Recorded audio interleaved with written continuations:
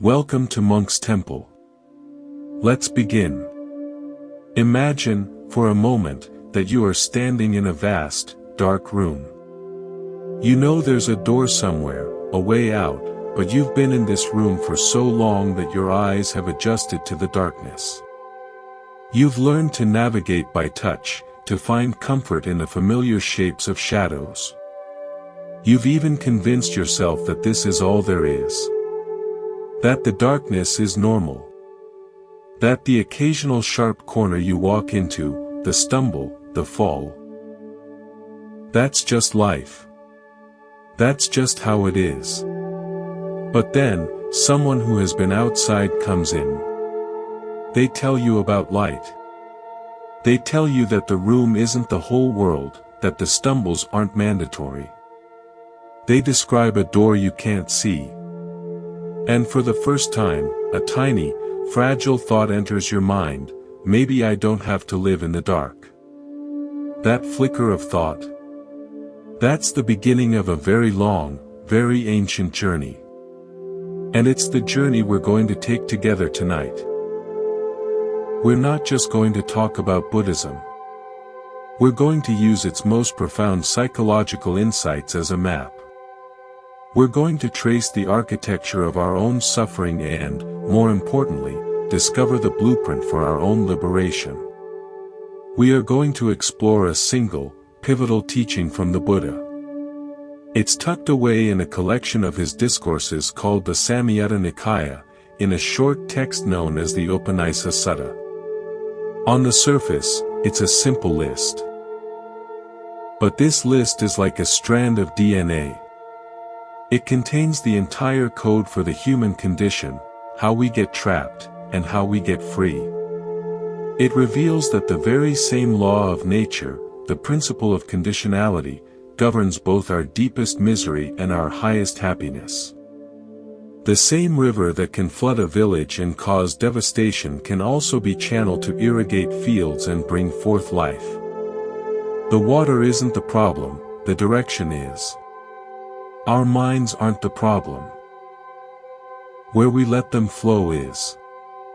Tonight, we're not going to follow the list in order. We're going to deconstruct it, reassemble it, and hold it up to the light of modern life. We're going to see how this ancient wisdom explains your anxiety, your restlessness, your moments of joy, and your potential for a peace you might have thought was impossible. We're going to look at the architecture of your inner world. But first, let's look at the raw materials. The Sutta presents two linked chains of events. One is the chain of suffering, the one that keeps us spinning in circles. It starts with something we can't see, ignorance, and ends with something we feel every day, suffering. The other chain is the path to freedom. It starts with that same feeling of suffering and, if we follow it correctly, leads to a final, unshakable knowledge that we are free. These two chains are not separate. They are connected. Suffering is the bridge between them. It is the dead end of one road and the on-ramp to another. It all depends on what you do when you hit that wall. Let me tell you about a man named Arthur. Arthur was an architect, a very successful one. He designed skyscrapers that pierced the clouds, museums that became landmarks. He was married to a woman he loved, had 2 children he adored, and lived in a beautiful home overlooking the ocean. By all external measures, Arthur had won the lottery of life. And yet, every morning, at precisely 3:17 a.m., Arthur would wake up. He'd lie there in the dark, staring at the ceiling, his heart pounding. A feeling of pure, undiluted dread would wash over him. It wasn't about anything specific. It was just, there. A nameless, formless weight pressing on his chest. He'd review his life, searching for the cause. Is it the new project? The pressure? My marriage? But nothing fit. It was just a bottomless well of anxiety that appeared every night, like a ghost in the machine of his perfect life. He went to therapists. He tried medication. He started meditating, hoping to find some peace. The meditation helped him relax, but the 3:17 a.m. dread remained, a faithful, unwelcome visitor. He began to feel like a fraud. He was the successful architect who was secretly terrified of his own life. One afternoon, while walking through a forest preserve near his home, he stopped by an old, gnarled oak tree. Its trunk was massive, its roots cracked the concrete of the path. For decades, this tree had stood there, through storms and droughts. And Arthur noticed something. The tree wasn't trying to be anything. It wasn't trying to be the most beautiful tree, or the strongest tree. It was just, a tree. Fully, completely, a tree. It didn't wake up at 3:17 a.m. wondering if it was doing treeness right. In that moment, a strange thought occurred to Arthur. His dread wasn't a problem to be solved. It was a signal. A message from a part of himself he'd been ignoring. His whole life had been an elaborate construction project, just like his buildings. He had constructed a self, a successful, loving, happy self, out of achievements and relationships and possessions. And at 3:17 a.m., when all the construction noise stopped, the structure would creak and groan. The real Arthur, the one underneath the architect, would feel the wind and realize the foundations were built on sand. His suffering, that horrible dread, wasn't the enemy. It was the first honest thing he'd felt in years. It was the crack in the facade. And through that crack, a tiny sliver of light could now enter. If this idea, that our pain might be a signal, not a punishment, resonates with you, please take a moment to subscribe to Monk's Temple. It helps us continue to bring these ancient teachings to you, and it ensures you won't miss the next part of the journey. Arthur's story shows us the first link in the chain of freedom. It is the link that the Buddha placed at the very beginning of the path out of suffering, suffering itself. Not as an end, but as a beginning. Not as a curse, but as a call. So let's start there. The Buddha declared that suffering is the supporting condition for faith. Now, in our modern world, we have a very complicated relationship with suffering. We medicate it, we distract ourselves from it, we blame ourselves for it, we see it as a failure. We have an entire multi-billion-dollar industry dedicated to making us feel good and avoiding pain. But what if our relentless pursuit of happiness is precisely what keeps us trapped? Think of your life as a radio. For most of us, the dial is stuck on a station that plays a constant loop of static, the static of wanting, of striving, of dissatisfaction. We might get brief, clear bursts of a beautiful song, a moment of joy, a taste of success, but it always fades back into the noise. Suffering is not the static. Suffering is the sound of the dial being stuck. It's the irritation that makes you want to reach out and turn the knob. Suffering, in the Buddha's framework, is the only thing with enough force to make us question the station we're tuned to. As long as life is humming along, providing us with enough little pleasures to keep us distracted, we never ask the big questions. Why am I here? What is this all for? Is this it? It's only when the pleasure runs out, when the loss comes, when the boredom becomes unbearable, that we are shaken awake. This is why the first noble truth isn't pessimistic. It's radically honest. It's a diagnostic. It says, look, there is this unease, this dis-ease, in your life. Let's not pretend it isn't there. Let's not just put a band-aid on it. Let's look at it directly. Because only when we stop running from the symptom can we begin to look for the cause. This initial confrontation with suffering isn't about wallowing in misery. It's about a cognitive shift. It's moving from the superficial suffering of a headache or a broken heart to a deeper understanding, the recognition that this very condition of being a separate self, of having a body and a mind that are constantly changing and bumping up against a world that won't obey our will, is inherently unsatisfactory. It's the realization that the problem isn't the broken leg, the lost job, the failed relationship. The problem is the ground upon which all of those things happen. A ground of constant insecurity, of grasping, of fear. This is the universal suffering, the suffering inherent in the 5 clinging aggregates, which we'll get to. This realization is the fertile ground. And into that ground, something can be planted. That something is faith. Not a blind, dogmatic faith in a deity or a set of rules.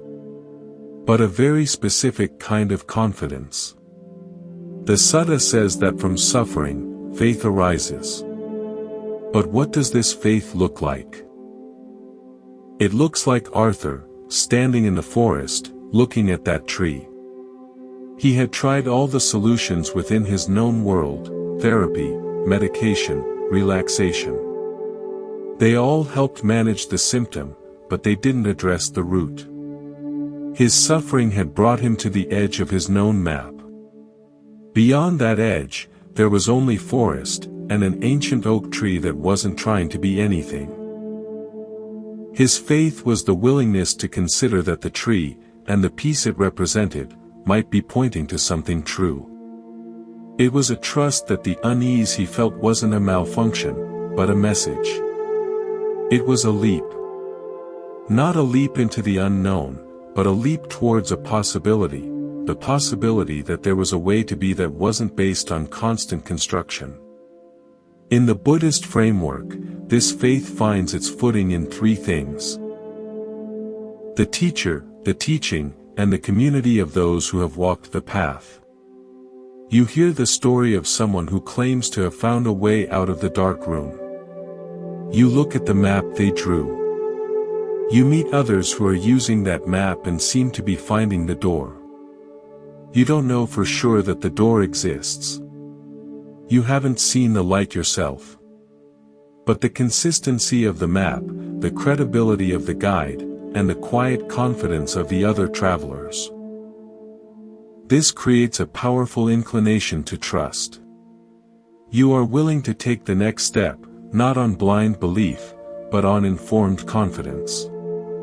This faith isn't a feeling of pious devotion. It's an active, energetic quality of mind. It's the force that gets you out of bed in the morning to meditate. It's what makes you choose the uncomfortable truth over a comfortable lie. The texts call it leaping forward. It's the hero who sees a turbulent river blocking his escape from a burning city. He doesn't know for certain he can make it across. But he sees the flames behind him, and he sees the faint outline of the opposite bank. He takes a breath, and he leaps. That leap is faith. And on the other side of that leap, something wonderful begins to happen. When Arthur stopped fighting his 3:17 a.m. dread and started listening to it, he didn't immediately become enlightened. But something did shift. A tiny bit of tension left his body. The war inside him had de-escalated. He stopped seeing the dread as an enemy to be conquered and started seeing it as a distressed messenger to be heard. In that simple act of listening, he felt a flicker of something he hadn't felt in years: relief. It wasn't happiness, not yet. It was more like the quiet that follows a long, loud argument. It was a moment of peace. The Sutta calls this next step joy, or gladness, pamoja. And it's a direct result of that initial faith. Before faith, we are trapped in a dilemma. On one hand, we have our suffering, which tells us something is deeply wrong. On the other hand, we have our conditioned worldview, which tells us the only solutions are the ones we've already tried: more pleasure, more success, more distraction. This is a true impasse. It's the feeling of being stuck between a rock and a hard place. Faith in a genuine alternative, the possibility of a radical inner freedom, shatters this impasse. It introduces a third option. The pressure of the dead end suddenly has an outlet. The tension doesn't vanish, but it's no longer a closed system about to explode. It's now a system with a release valve. And that release, that sense of, maybe there is a way out, is experienced as joy. This joy is the first real taste that the path might be worth walking. It's the feeling of a clear conscience after you've finally admitted a painful truth to yourself. It's the lightness you feel when you stop pretending to be someone you're not. It's the quiet confidence that arises when you finally put your trust in something that feels genuinely true, even if you don't fully understand it yet. For a layperson, this joy might come from taking the first simple step of moral restraint, the 5 precepts. You decide to stop lying, and even for just one day, you feel the freedom of not having to remember what you said. You decide to stop taking what isn't yours, and you feel a lightness in your step, unburdened by guilt. This isn't just being good. It's a profound psychological relief. The stories we tell ourselves to justify our small transgressions are heavy. Putting them down brings immediate, tangible joy. This joy then confirms the wisdom of your faith. It makes you want to go further. Faith gave Arthur the courage to listen. Joy gave him a moment of relief. But the engine that would truly begin to move him forward was something far more powerful. It's what we might call inspiration, or even ecstasy. In the Buddhist framework, it's called rapture, piti. Think of a musician. She practices scales for years, a tedious, repetitive discipline. She has faith that this practice will one day allow her to play beautiful music. One day, during a moment of pure absorption, the technical effort falls away. She's no longer playing the notes. She is the music. A wave of energy, of profound joy, rushes through her. This is rapture. It's not the happiness of the music, it's the thrilling, electric energy of being completely unified with the moment. This is the stage that begins when we move from the initial joy of faith into the dedicated practice of meditation. After establishing a foundation of ethical living, which clears the conscience and brings a baseline of joy, we sit down to train the mind directly. We pick an object. The breath, perhaps, and we commit to holding our attention there. At first, it's a battle. The mind rebels. It wants to plan, to remember, to fantasize. This is the stage of struggling with the hindrances, the sensory desire, the ill will, the restlessness, the doubt, the laziness that keep us trapped in the radio static. It feels like work, because it is. But if we persist, with patience and gentle effort, something shifts. There's a moment, often brief at first, when the hindrances just stop. The internal monologue falls silent. The mind is fully, brightly focused on the breath. It's like a tuning fork that has finally found its perfect pitch and is now vibrating purely, without interference. And in that moment, a surge of energy, of intense interest and delight, floods the mind. This is rapture. It can feel like goosebumps, like a wave of electricity running up your spine, like a feeling of levitation. The ancient texts describe it as being able to levitate the body, a metaphor for the incredible lightness and energy that arises. For the meditator, this is a game changer. It's not the goal, but it's the fuel. It provides the visceral proof that this practice leads somewhere real and tangible. It's the exhilarating thrill of the climb that makes you believe you might actually reach the summit. Consider a woman named Elena. Elena was a high-level consultant, a master of crisis management. Companies on the verge of collapse would call her, and she'd fly in, analyze the chaos, and impose order. She was brilliant at it. But her inner life was a mirror of the crises she solved. She thrived on adrenaline. Her mind was a permanent state of emergency alert. Relaxation felt like failure. Peace felt like boredom. She took up meditation because she knew, intellectually, that she needed to de-stress. But every time she sat, her mind would just rev higher. It would grab the problem of the day and start solving it. It would relive conversations. It would plan for future catastrophes. She felt like she was failing at meditation, too. Then, during a week-long silent retreat, something snapped. Or rather, something stopped. On the fourth day, after hours of just watching her breath come and go, the frantic quality of her mind simply exhausted itself. It was like a motor that finally ran out of gas and sputtered to a halt. And in the silence that followed, she didn't feel bored. She felt immense. A powerful, warm current of energy arose from her core and spread through her entire body. It wasn't thought. It was pure feeling. She felt like she was dissolving, but in a way that was profoundly safe and blissful. For the first time in her adult life, the emergency was over. There was no crisis. There was just this. Just this energy, this aliveness, this moment. This was Elena's first taste of rapture. It was the reward for her persistence, and it completely rewired her understanding of what peace could feel like. It wasn't the absence of energy, it was energy in its most refined, most harmonious form.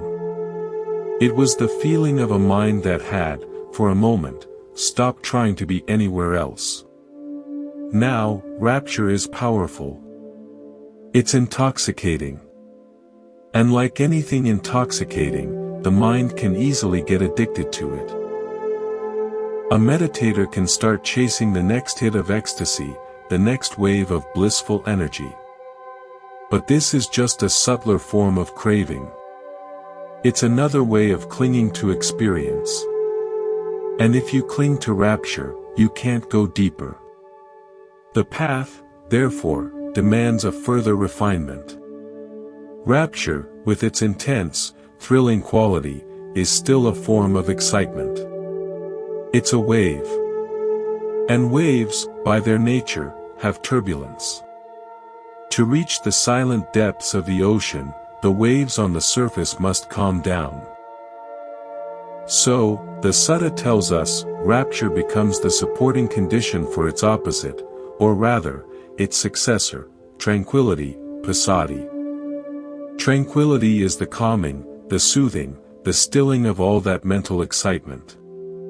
Imagine you've been stirring a pot of muddy water vigorously. The stirring is the rapture, it's energetic, it's creating movement. But if you want the mud to settle and the water to become clear, you have to stop stirring. You have to let it be still. Tranquility is that ceasing of the stirring. It's not laziness or dullness. It's the profound quiet that descends when the agitation of even positive mental states subsides. For Elena, after the initial euphoria of her breakthrough, her practice naturally evolved. The wild, thrilling energy of rapture began to mellow. It didn't disappear, but its sharp edges softened. It was like a rushing river that flows into a vast, deep lake. The river has current, power, direction. The lake is calm, mirror-like, deep. Her meditation sittings became less about spectacular experiences and more about a pervasive, gentle stillness. The body felt incredibly light and pliable. The mind felt stable, like an anvil, unmoved by thoughts that drifted by. This is tranquility. This stage is crucial. It's the mind learning to be at home with itself, without needing the drama of stimulation, whether pleasant or unpleasant. It's the development of a deep, unshakable inner composure. It's the foundation upon which true stability can be built. Without this calming, the mind, even with its flashes of insight, will remain brittle, easily disturbed by the next wave of life. With tranquility, it becomes resilient. It becomes ready. From this profound stillness, a new kind of feeling emerges. It's not the electric thrill of rapture. It's not the relief of initial joy. It's a deep, abiding sense of well-being. The Sutta calls it happiness, sukha. This is the happiness that is not dependent on external circumstances. It's not the happiness of getting what you want. It's the happiness of wanting nothing. It's the natural, radiant quality of a mind that is calm, unified, and free from inner conflict. Think of a clear, cloudless sky. The sky doesn't have to do anything to be beautiful.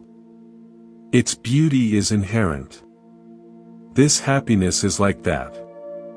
It's the mind's natural state when the storms of craving and aversion have temporarily subsided. It's a feeling of wholeness, of completeness.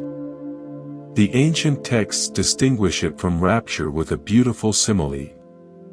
They say rapture is like a weary traveler who hears there is water and shade ahead.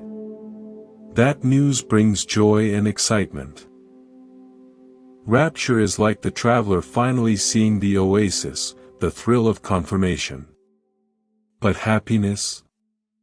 Happiness is the traveler actually drinking the cool water and resting in the shade. It's the satisfaction of the experience itself, not the anticipation of it. This is a critical distinction. Rapture is the excitement of the journey, happiness is the peace of arrival. Rapture is the flash of lightning, happiness is the soft glow of a lamp in a window. For the meditator, reaching this stage means the path has become effortless. The mind no longer struggles to stay focused. It rests naturally on its object, suffused with this profound sense of ease and well-being. This deep happiness is not the end. It is the ground. It is the ideal state from which to do the most important work of all, the work of seeing clearly. Because a mind that is agitated cannot see the truth.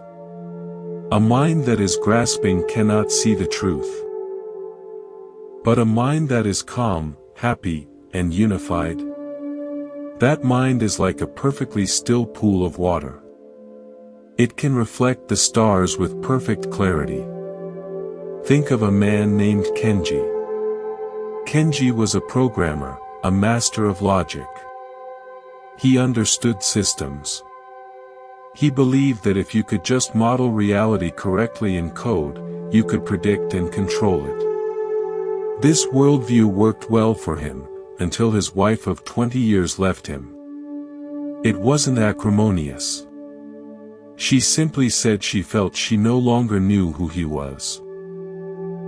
Kenji was devastated. His logical mind couldn't process this.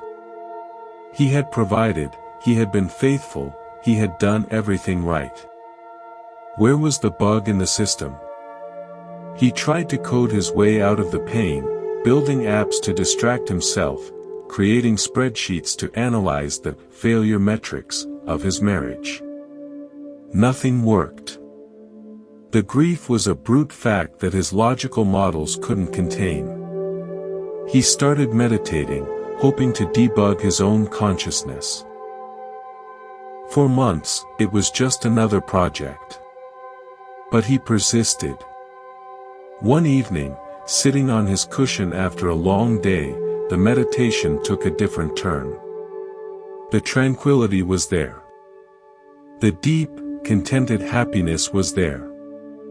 And in that state of profound calm, he turned his attention, not to his breath, but to the feeling of grief itself.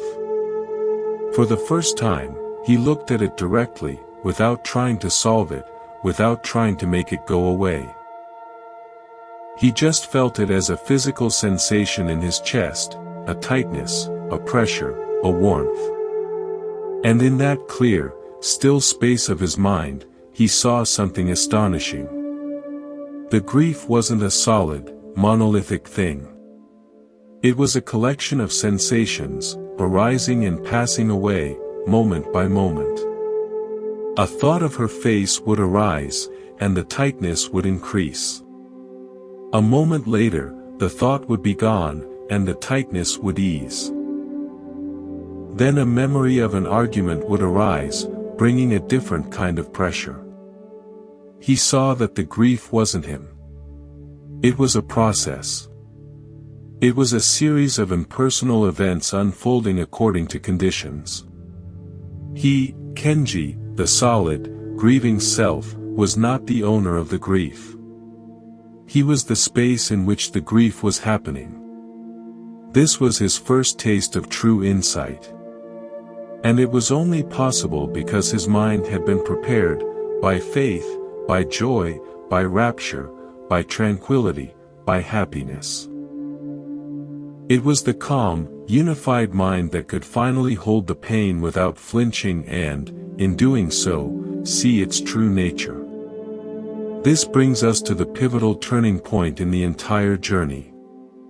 The Sutta calls it, the knowledge and vision of things as they really are, Yathabhutananadasana.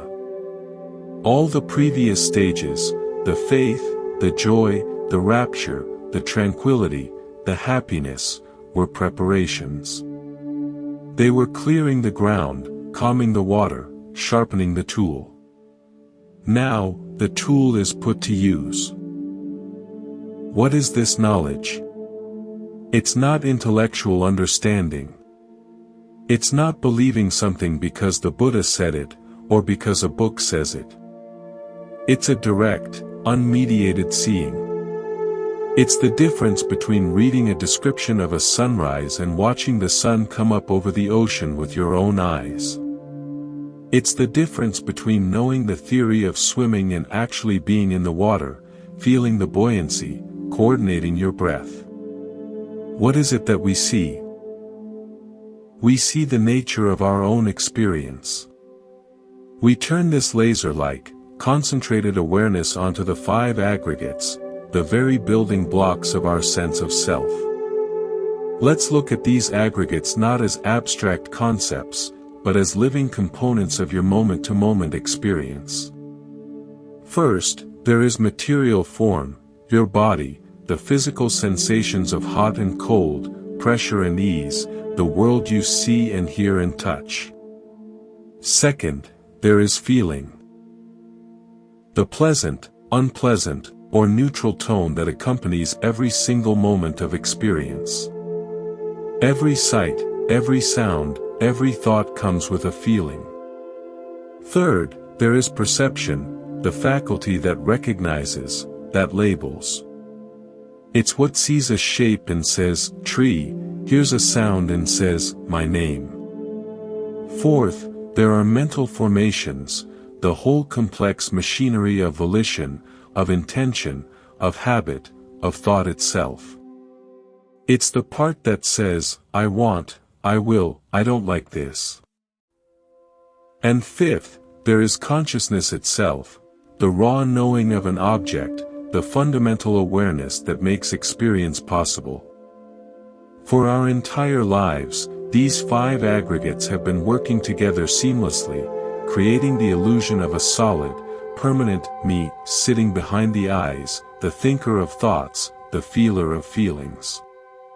The practice of insight is to take this seamless movie and slow it down, to see it frame by frame. With a mind made powerful by concentration, the yogin begins to watch. He sees a sound arises. There is consciousness of sound. There is a feeling, perhaps pleasant, if it's music he likes. There is perception, that's my favorite song. There are mental formations, a desire to hear more, a subtle grasping. And then, it all passes away. A thought arises. Consciousness of thought. A feeling, maybe anxiety. Perception, that's a thought about work. Mental formations, a plan forms to deal with it. And then, it all passes away. He sees, with crystal clarity, that every single component of his experience is arising and passing away, arising and passing away, in a flux so rapid it normally appears solid. He sees the cause and effect. He sees that when this is, that is. When the unpleasant feeling arises, the aversion arises. When the pleasant feeling arises, the grasping arises. It's a machine. An impersonal, beautifully complex machine. And from this direct seeing, three fundamental truths about this machine become undeniable. First, it is impermanent, anicca. Everything, every cell in your body, every feeling, every thought, every state of consciousness, is in a state of constant decay. You cannot hold on to any of it. It's like trying to grasp water. The more you squeeze, the more it slips through your fingers. Second, because it is impermanent, it is unsatisfactory, dukkha. This isn't pessimism. It's simple logic. If you try to find lasting happiness in things that are constantly changing, you will fail. The happiness itself will change. The thing you love will change. You will change. To build your house on this shifting ground is to guarantee that the house will eventually fall. This isn't a flaw in the design, it's the nature of the design. The ground is meant to shift. Our mistake is in trying to build permanent houses there. Third, because it is impermanent and unsatisfactory, it is not self, anatta. How can any of this fleeting, unsatisfactory flux be a permanent, stable me, or mine, or myself? You can't control it. You can't hold on to it. It's just a process. A river of phenomena. The self we cling to so desperately is just a concept, a convenient label we paste over this ever-changing process.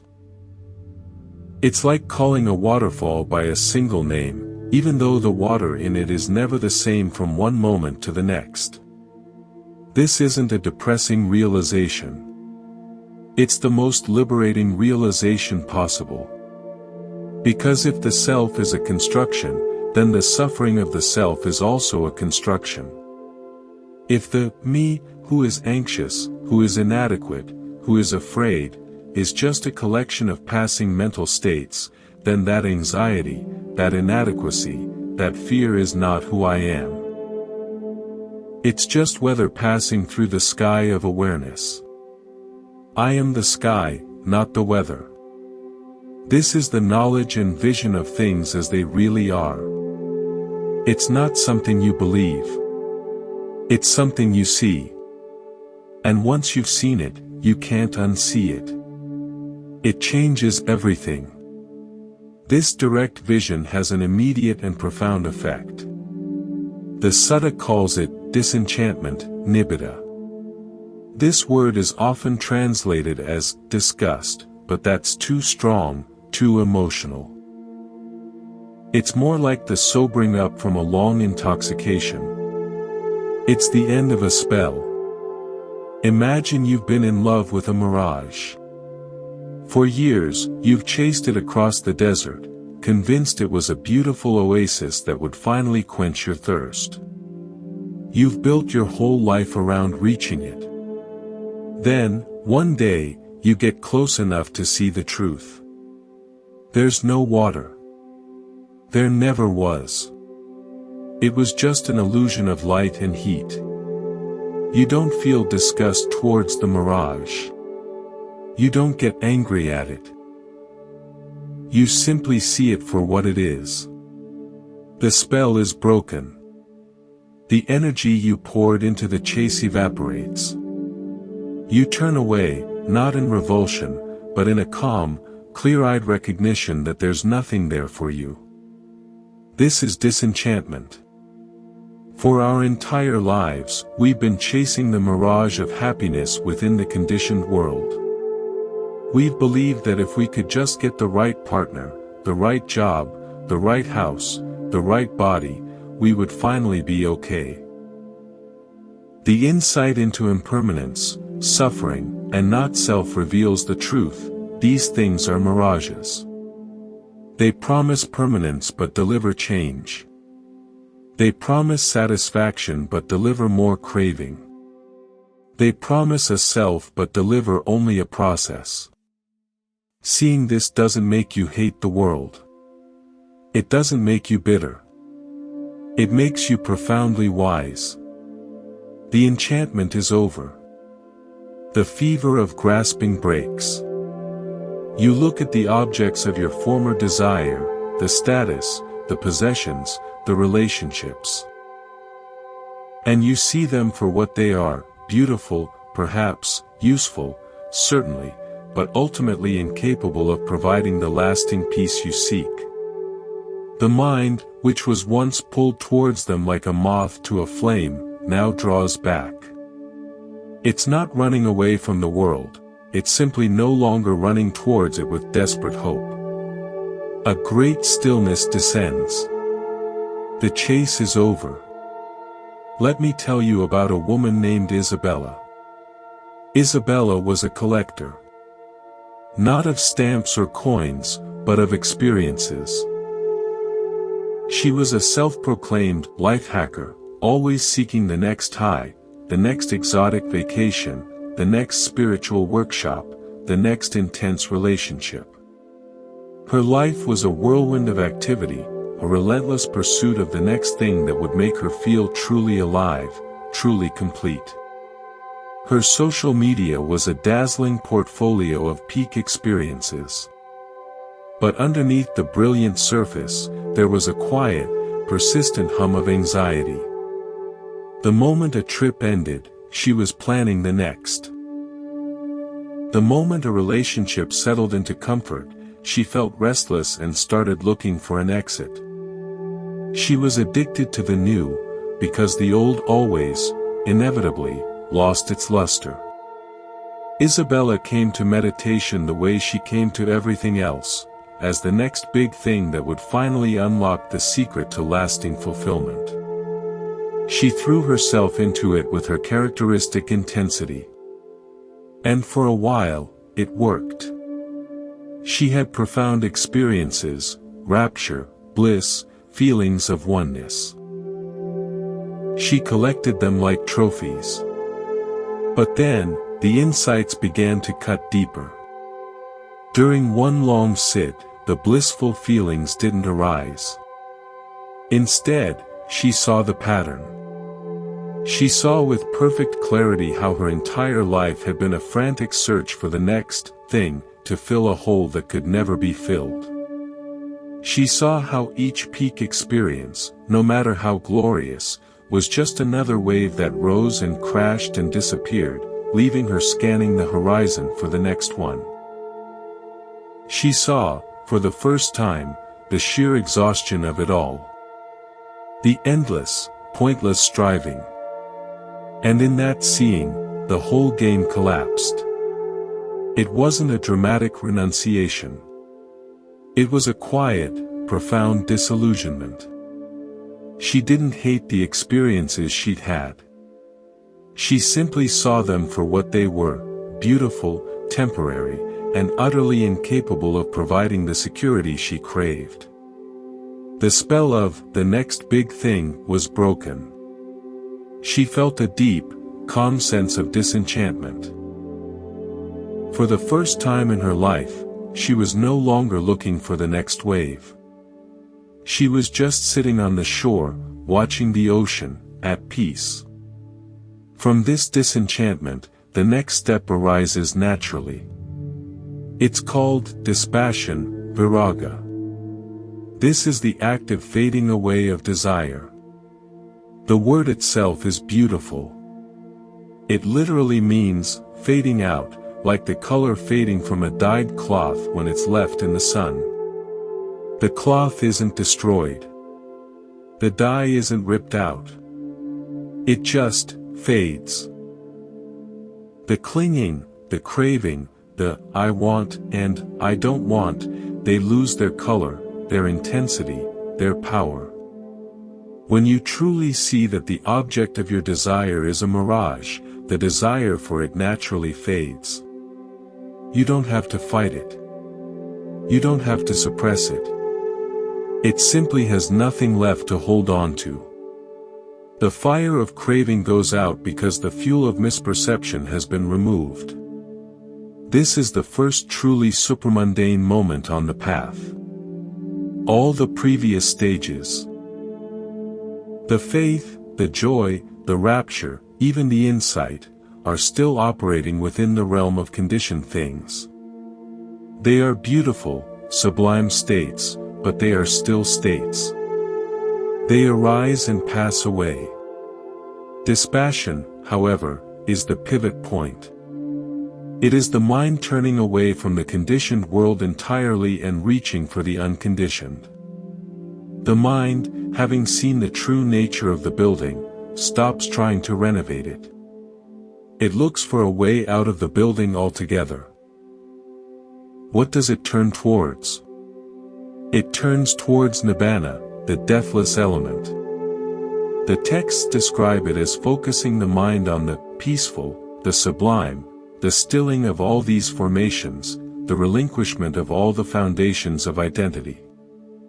It's not a place. It's a state of being. It's the peace that comes when the fever of becoming finally breaks. This shift happens in an instant.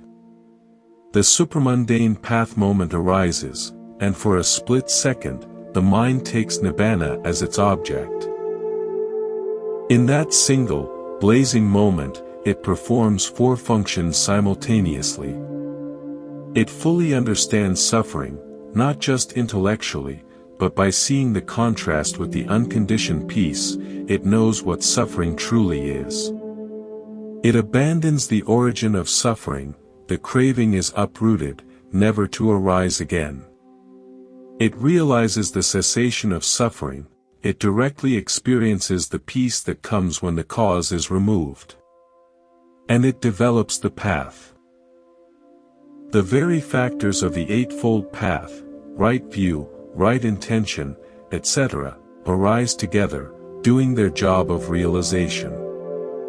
This is the moment of enlightenment, but it comes in stages.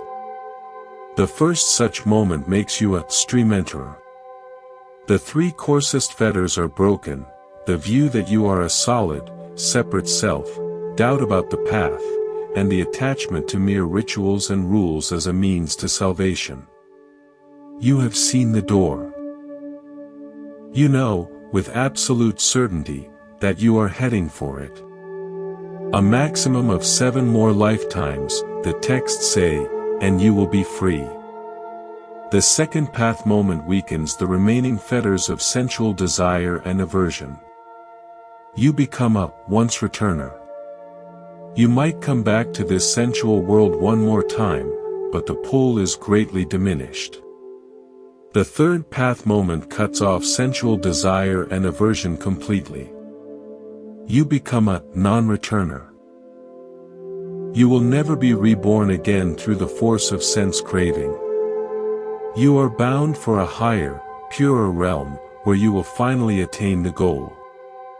And the fourth and final path moment cuts off the last, most subtle fetters, the desire for existence in the highest, most refined spiritual realms, conceit, the subtle comparison of self and other, restlessness, the last flicker of mental agitation, and ignorance itself, the fundamental darkness from which the whole chain began.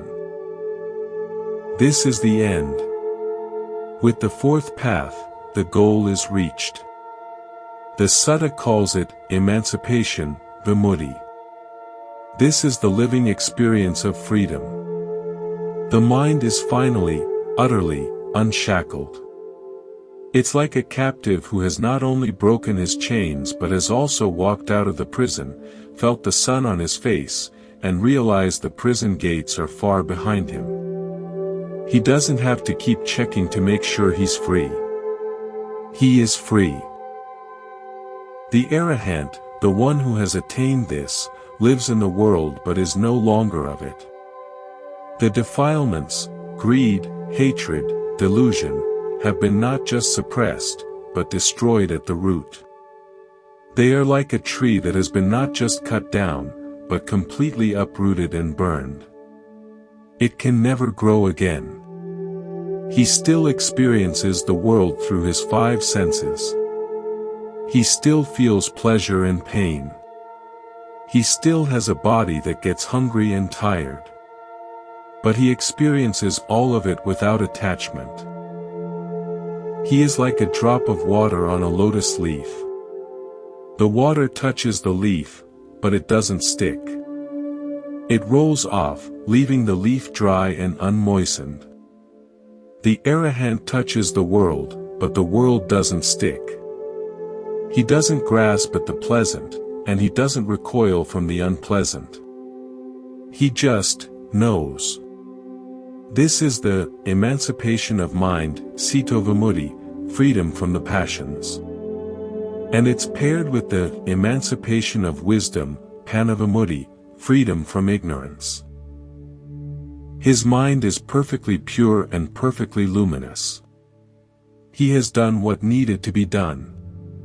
The burden of the self, the heavy weight of me and mine, has been laid down. He moves through life with a lightness, a grace, a spontaneity that is completely free from self-concern. But there is a final note. Even for the arahant, the physical body, this last remnant of the old karma, continues for a while. It's like the embers of a fire that has completely gone out. There's no heat, no flame, but a little warmth and smoke might remain until they too dissipate. When the arahant's life ends, with the breakup of the body, the last embers cool. This is the final, ultimate emancipation, the nibbana element without residue remaining. There is no more becoming. The cycle is broken. The river has finally, completely, reached the sea. Think of an old, master sailor named Finn. He had spent his entire life on the ocean. He had sailed through typhoons and doldrums, had seen the most beautiful sunrises and the most terrifying storms. He knew every mood of the sea. In his youth, he had fought the sea. He had cursed the storms and prayed for calm. He had clung to the helm with white knuckles, terrified of being capsized. But after decades of this, something changed. He no longer fought. He no longer clung. He still sailed. He still navigated the storms and enjoyed the calms. But now, he did so with a profound ease. The sea was the sea. It would do what it does. His job was simply to be present, to respond with skill, and to not take any of it personally. The waves still crashed over the bow. The wind still howled in the rigging. But Finn was no longer afraid. He was no longer hoping for the journey to end. He was just sailing. Completely, utterly, just sailing. This was his emancipation. He was in the world, but the world could no longer drown him. Finally, after emancipation, there is one last link in the chain. The Sutta calls it, the knowledge of the destruction of the cankers, asavake nana. This is the retrospective knowledge that confirms the freedom. It's the mind looking back at the prison it just left and knowing, with absolute certainty, that the chains are gone. Imagine you've had a chronic, debilitating pain in your shoulder for years. It's been there every single day, a constant companion. Then, one morning, you wake up and it's gone. You don't just feel the absence of pain, you know it's gone. You move your arm in ways that would have previously made you wince, and there's nothing. The knowledge of its absence is as real and direct as the pain itself used to be. For the arahant, the cankers, asava. The deep, unconscious outflows of sensuality, of becoming, of ignorance, have been the chronic pain of existence for countless lifetimes. They are the engine of samsara. And now, they are gone. This isn't a belief. It isn't a hope. It's a direct cognition. The mind reviews itself and sees no trace of greed, no trace of hate, no trace of delusion. It's like a clear, still pool of water. You can look all the way to the bottom and see that there is no mud, no debris, nothing but perfect clarity. This knowledge brings with it a final, unshakable peace. The arahant knows, destroyed is birth. The holy life has been lived. What had to be done has been done. There is no more coming back to any state of being. He can stand in the middle of the marketplace, or sit alone in the forest, and this knowledge is his constant, silent companion. The lion's roar of his achievement isn't a boast, it's a simple statement of fact, like a flower stating it is in bloom. Let me tell you about a novelist named Clara. For 40 years, she had wrestled with a single, massive book. It was her life's work, an epic novel she believed would finally explain everything she thought and felt about the world. She poured every ounce of her energy into it. She fought with every sentence. She revised and rewrote, endlessly. The book was her identity, her obsession, her burden. Then, one day, she wrote the final word. She put down her pen. She looked at the enormous stack of paper on her desk. And for a long moment, she felt nothing. Then, a profound quiet settled over her. It wasn't joy, exactly.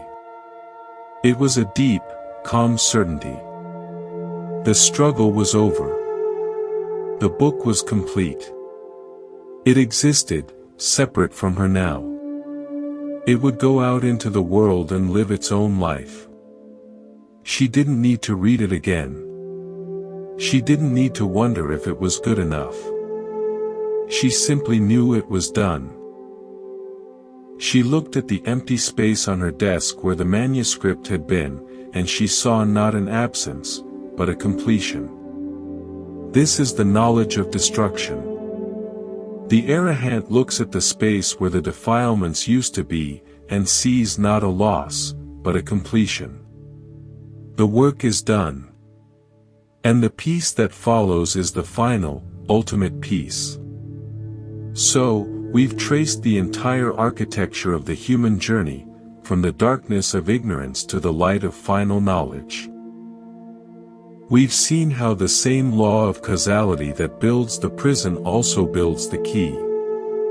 We've seen how suffering, properly understood, is not an enemy but a teacher.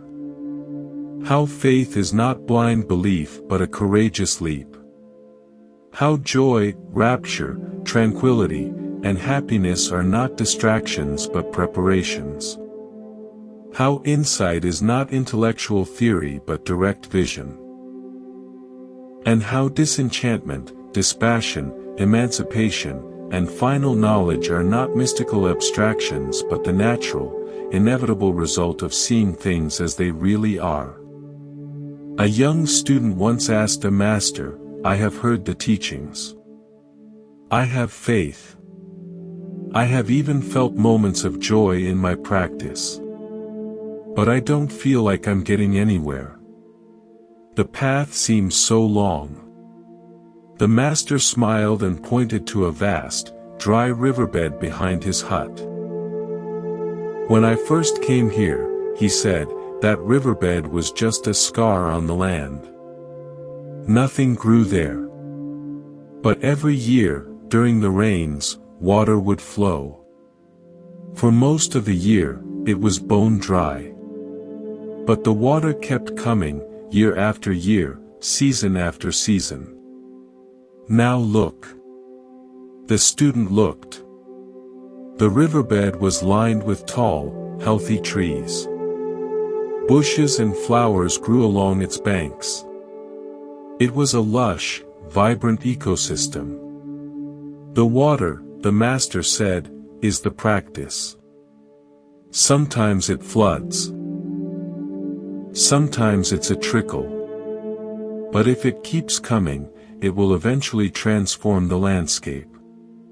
You don't see the transformation day by day. But the water is patient. It knows where it is going. It is going to the sea. And it will get there, not by rushing, but by flowing. Our journey is like that river.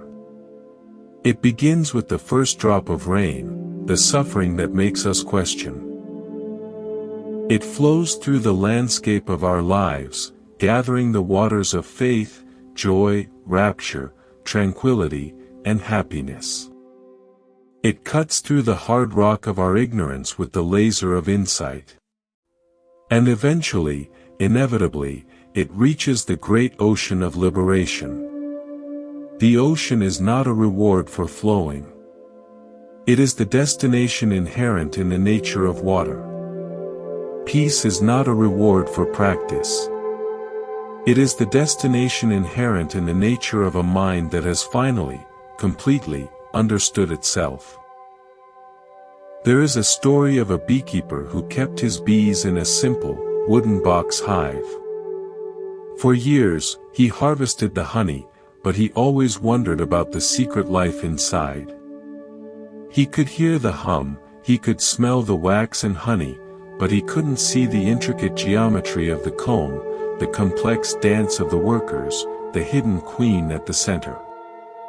The hive was a mystery. One day, a friend gave him a modern hive with a glass observation window. Now, he could see. The mystery didn't disappear, but it was transformed. The hum now had a visual counterpart. The hidden order was revealed.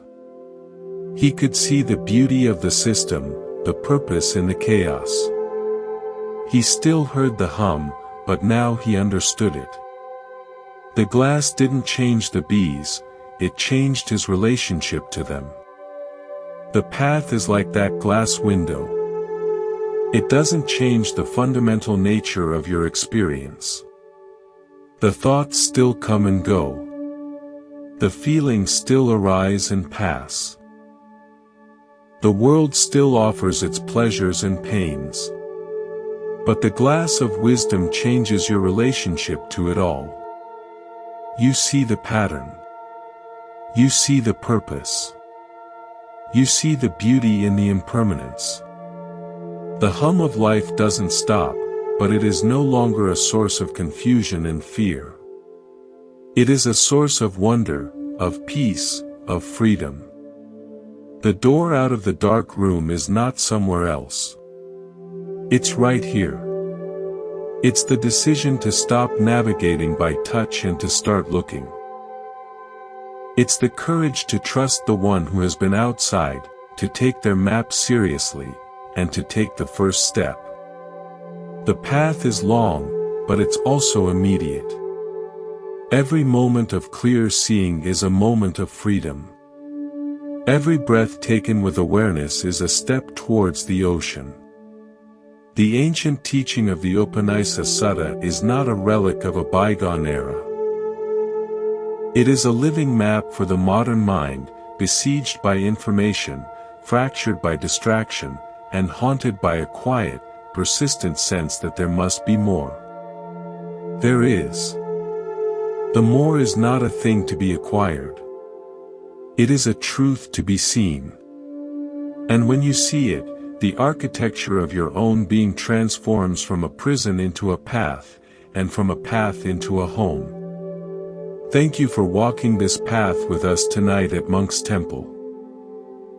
May your journey be peaceful, and may you find the freedom that has always been waiting for you, just on the other side of seeing clearly. Until next time.